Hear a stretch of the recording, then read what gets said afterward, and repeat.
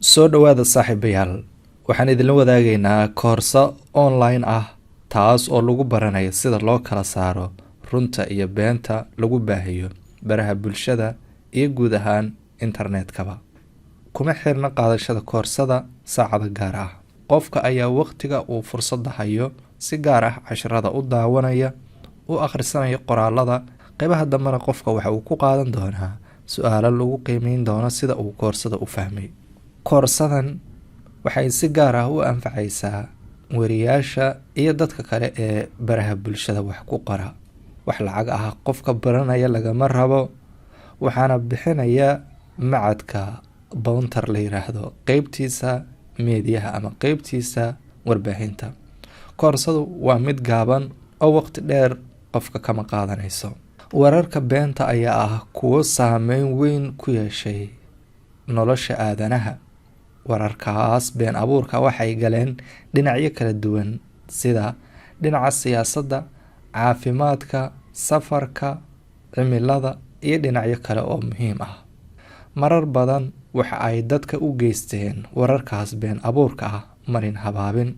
Koorsadan ayaa kuu sheegi doonta sida loo xaqiijiyo wararka isku milan ee isdhex socda baraha bulshada. Waxaa casharada bixin doona wariyaal kusoo jiray hawsha wartabinta muddo dheer oo khibrad u leh hawsha kala saaridda runta iyo beenta. Markan waxaan ku suganahay bogga hore ee macadka koorsadan bixinaya. Sidan ayay kugu soo muuqanaysaa. Halkan waxaa lagugu sheegayaa in koorsada weli aadan casharadeeda qaadan. Halkan waxaa lagugu sheegayaa inay tahay mid lacag la'aan ah. Halkan kale waa halka aad iska diiwaan gelinayso. Waxaa meeshan ku qoran faahfaahin kooban oo ku saabsan koorsada. Qofka waxa uu ku dhammaysan karaa haddii uu waqti u helo koorsadan 1 saac ilaa 2 saac waqti lagu qiyaasayo.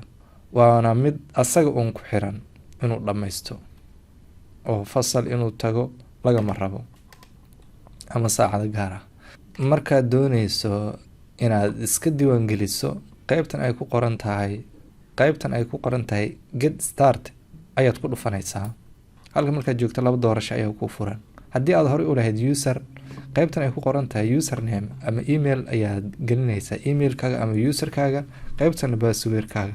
Halkan ay ku qoran tahay I am not Robert ayaad tig saaraysaa, kadib sign in.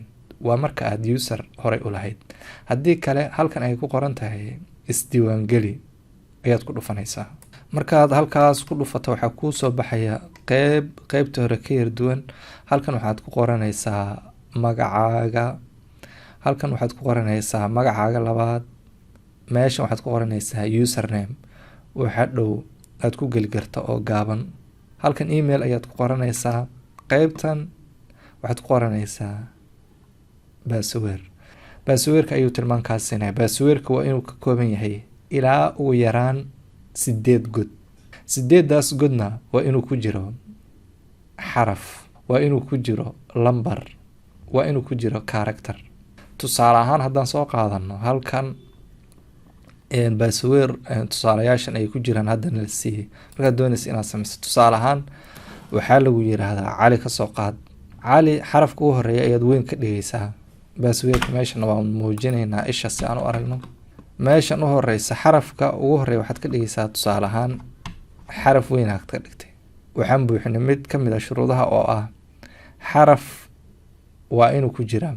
Xaraf weyn ayaana ka bilowna Calida.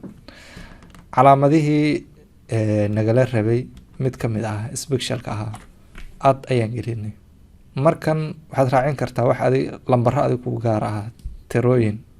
Hadda wax iska fudud ayaan gelinaynaa, wax sidan u fudud ha ka dhigin, laakiin tiradaasan geliyay. Sanadka hadda la maray geliyay hadii kale.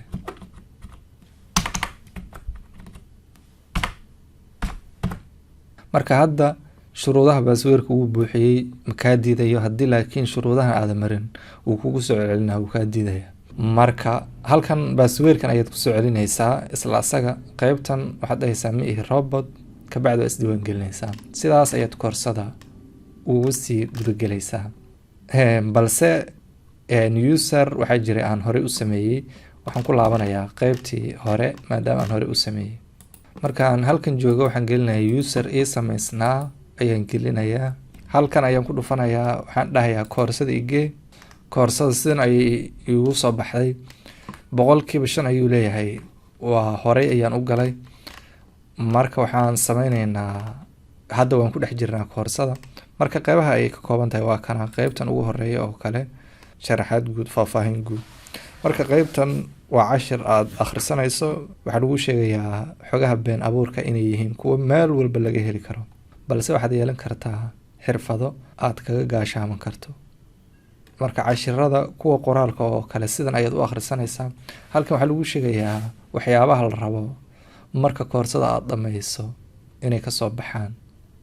Dhammaadka koorsadan waxaad awoodi doontaa ayaa lagu yiri inaad si fiican u sheegto noocyada kala duwan ee been abuurka.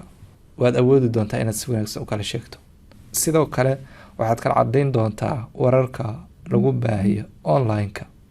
waxyaabo kale baran doonta waxaa ka mid ah sida loo hubiyo waxyaabaha lasoo dhigo baraha bulshada.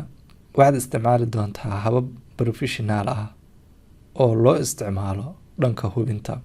qeybtan dadka koorsada dhigi doona qaar ka mid ah ayaa meeshan lagu sheegayaa. waa dadka koorsadan bixin doona hay-ado kala duwan ayay ka tirsan yihiin, sida CNN, waxaa ka mid ah NBC qaar ka tirsan. dad howlahan in badan kusoo dhex jira ayaad koorsadan ku dhigi doona. marka sidaas ayaad u soconaysaa. qeybtan kale ayaad usii gudbaysaa. markaad cashirkan akhrisato eed si fiican u fahanto waxyaabaha uu ka hadlayo, waxaad u gudbi doontaa cashirada kale. meeshan ay ku qoran tahay next lesson ayaad usii gudbi doontaa. waxaad qeybtana ku qaadan doontaa cashir kale. weli qeybtii hordhaca ayaad ku jirtaa. cashiradu sidaas ayay kugu socon doonaan. cashir walbana waxyaabaha aad ka faa'iidi doonto ayaa lagu sheegi doonaa. marka waxaan filayaa saaxiibadu inay koorsadan ka faa'iideysan doonaan, maadaama baraha bulshada ay yihiin meel xogo aan ka helno. xogahaasna ay muhiim tahay inaan iska hubino. koorsadan waxay kugu caawin doontaa in xogahaas aad barato sida la iskaga hubiyo. marka ka faa'iideyso, lana wadaag saaxiibada kale ee koorsadan ay anfici karto. waad mahadsantihiin. qeybta faallada hoosena waxaa idiin soo dhigi doonaa linkiga aad ka geli kartaan koorsada. saaxiibada nagu cusub waxaan leenahay soo dhawaada.